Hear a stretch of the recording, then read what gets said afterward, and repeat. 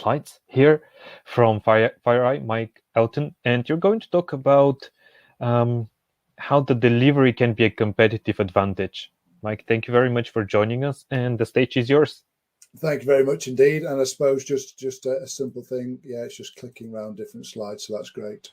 So I think really interesting. I've been on this call now for about 15 minutes, and I think your timing of how you slotted me in behind Daniel and Peter is absolutely perfect, because we've heard from the industry and those providers around how the physicality of distributing goods in that very, very competitive kind of model. Now, I really pick up on what Daniel just said there about things are going to change, and it's probably going to be it will be the customer who's probably going to change a lot of what we need to do, but also legislation.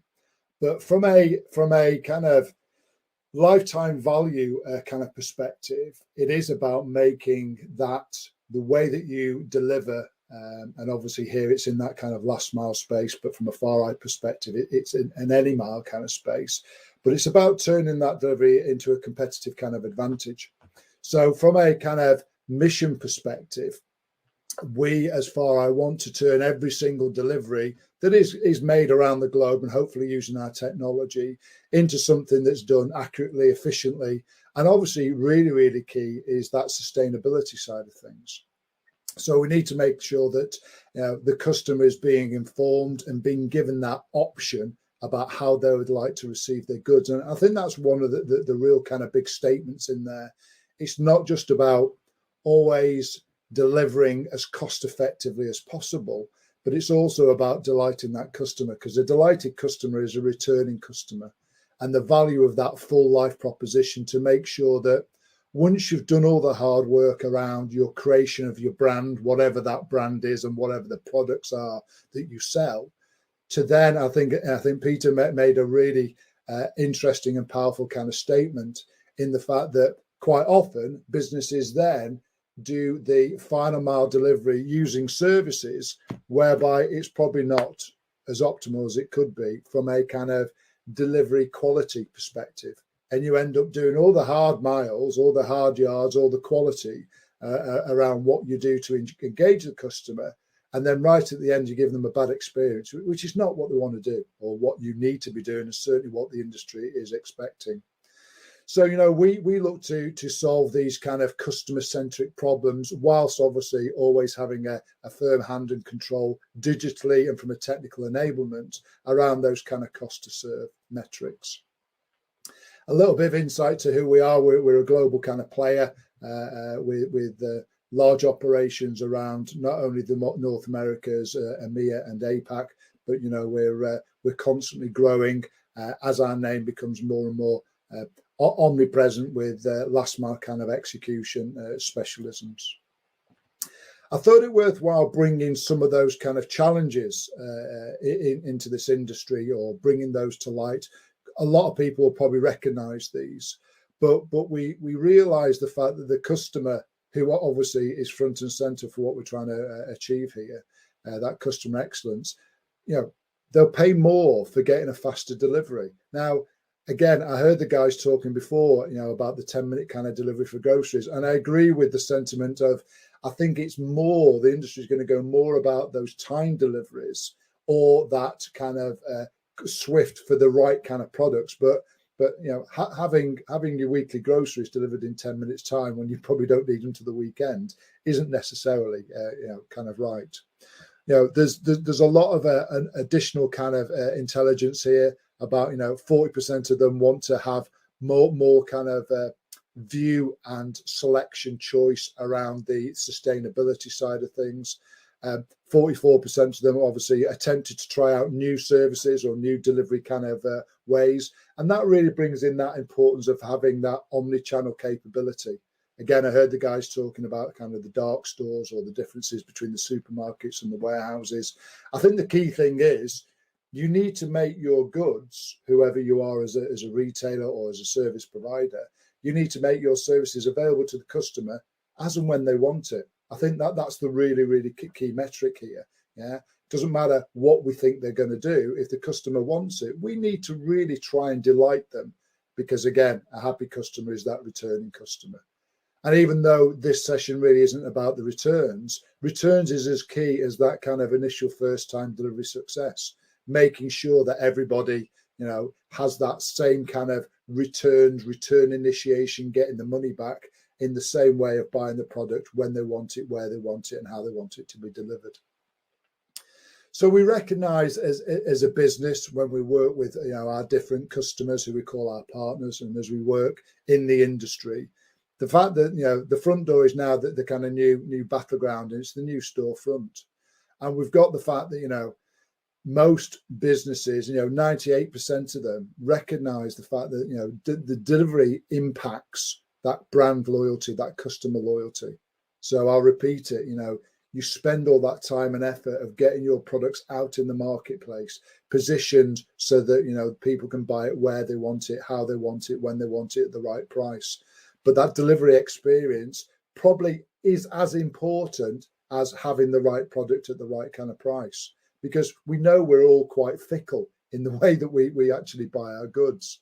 And 84%, the lion's share say that, if they don't get a good delivery experience, they might not buy again. So, that's absolutely, if anything's going to help you focus your minds on what you should be doing, these kind of things need to be for consideration, as is the sustainability concern. Yeah, again, lots of articulation already around those polluting vehicles, about inner city congestions and what have you. But the majority of consumers now are starting not only to want to have choice about the speed, but also their kind of impact on the way that their selection of how quickly and how they would like their goods to be delivered. They want to have the choice, their informed choice of how impactful that decision is. And therefore, there's some great stats in here about, how our customers and how retailers are addressing the sustainability concerns. But the key thing is, again, it's not only about the right product at the right time, how they want to do it, but now it's the mobility or the modality in which those goods get delivered. So again, lots and lots of pressure. And we know that nearly all businesses now, if they're not knee deep in their sustainability program and delivering, they really need to listen and stand up and start making impact. And this is one area that we can obviously help with, or the industry needs to focus on. So the kind of things that can be done, obviously, to enhance the customer loyalty and the satisfaction is, obviously, you need to give them their informed ability and the visibility from checkout through to delivery. Mentioned again about that omni-channel, that final mile fulfillment, make sure that you can deliver however and wherever best. And I don't think it's necessarily a one size fits all. We know geographies, we know countries, we know different marketplaces, different product types demand a different channel to market. And therefore, again, having the right kind of tech provider, as we at Fareye are, we're totally adaptable and versatile to whatever your kind of route to market is. And I've got a little slide that explains that near the end. Sustainability without increasing cost. I think everybody that I've certainly run roundtables on or with over the last 2 or 3 years always kind of, be it right or wrong, hides behind, well, yes, I want to be sustainable, but I can't afford to be. Well, you can't afford not to be offering out sustainable kind of solutions, because otherwise you're going to lose market share and you're going to lose that kind of customer loyalty. And that visualization of the supply chain, have visibility of all your end-to-end logistics so that you can provide that real-time data, provide visibility to all the actors in the supply chain, all those stakeholders that need to have information. Or let's say we know Wismo is a real big one. Where's my order? Well, if you facilitate that data out to the end customer so they are informed, they don't need to ring you. Again, massive kind of benefits. And I'm getting close to the end of the kind of deck that I want to position here, but I'd like to get a little bit out of it from a Fareye perspective. So very simplistically, this is a slide that explains what we do.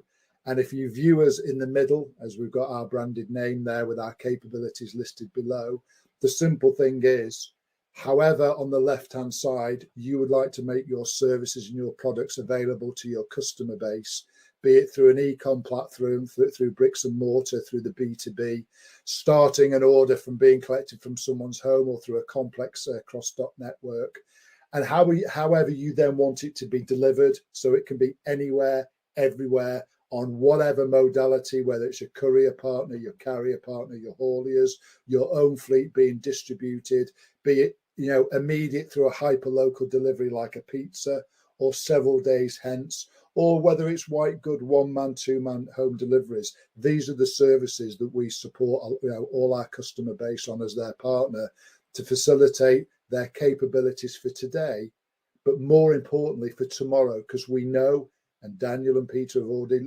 alluded to it before I came online, the fact that the industry, the marketplace is an ever-changing beast. And therefore, if you have the wrong technology in place that can't be agile and change as you change, you're going to be constantly buying new technology. But with Fareye, you've got a lifetime partnership from a technical enablement, helping you fulfill that lifetime kind of value from your customer base. So thanks for the time today. And obviously, if there's anything else I can help with here, then obviously please shout. Thank you very much. Yes, sorry, I was confused with my own voice. I wanted to catch on the word delighting the customer. And also the other thing which you said was, people think that they cannot afford to be sustainable, which if I'm the devil's advocate, well, it's true because, it's a low margin business and a lot of these companies are medium size, small size, the big guys. Yes, certainly. Yeah. How do you make sure that you delight the customer with a quick delivery, but you also, and sustainable delivery, but the bottom line is that the costs are also maintained properly? Yeah, no. I appreciate that, and obviously from a cost control, if we are providing our technology to, let's say, the courier partners out there, and we do have some green, cargo bike courier partners who use our technology to do hundreds and hundreds of thousands of orders every single day, then it's all about giving them that ultimate control because they've got visibility of every single penny, every single cent that they're spending. So from an optimal cost to serve, they've got that control. However, if they have a business model, and I know that the guys were talking before me about what their kind of physical distribution models are like, the cold hard facts of reality is if you are still forced to operate and there's no other way that you can operate apart from with a kind of level of polluting vehicle, then obviously you just need to be looking at what the next generation can be, because it is coming. We've kind of, as a global kind of community, we've put a line in the sand about objective setting to be able to become carbon neutral and drive CO2 emissions down to as low as they can physically be, and everyone keeps on saying in response to what you're saying, Nick, I can't necessarily afford to switch out my fleets. Well, I get it. But at least you need to start that journey of eventually getting there, because they won't be available in a time period. You can't get new. You only will be able to get electric or hybrid or whatever, hopefully the new generation will be. And therefore, my statement around you can't afford not to get on that kind of change program.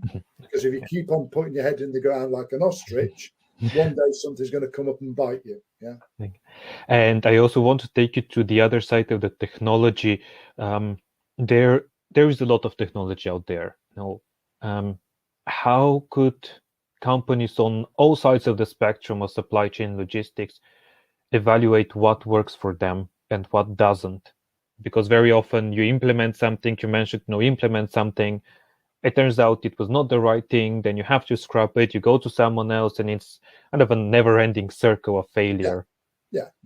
So we as Fareye constantly consult with the marketplace, whereby, because it is, I wouldn't say saturated, but it is hyper competitive in this kind of technology capability, and there are a lot of fairly good technologies whereby they're having a go. They're producing low priced, off the shelf kind of techs, but they're only solving today's problems.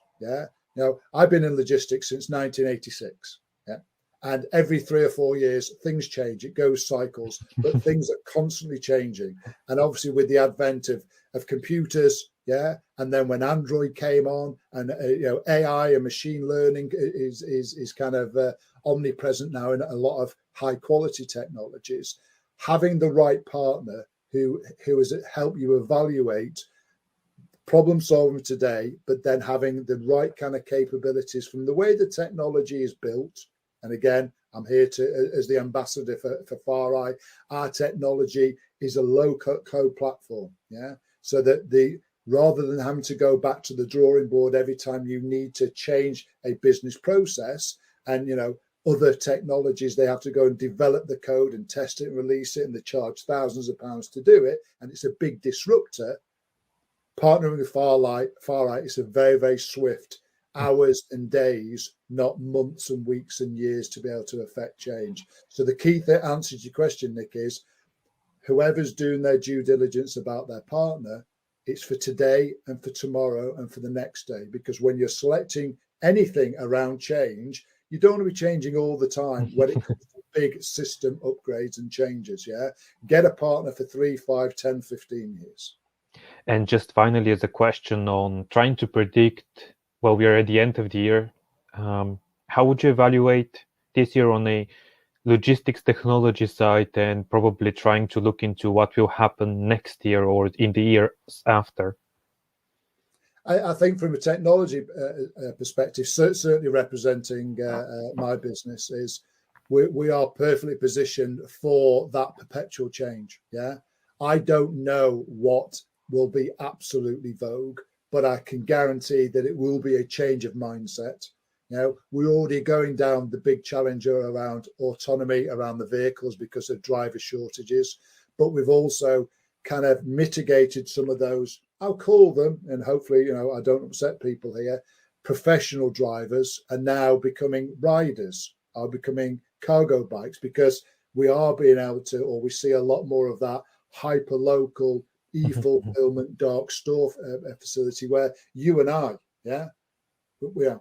Unless you tell me you're a HGV driver, I'm certainly not. Yeah, I've managed all through my career, kind of. But I can go and make deliveries because I can use a non-regulated kind of vehicle. Yeah, and I think that's one of the challenges. But yeah, there's certainly different technologies of drones, autonomous vehicles, different ways of distributing.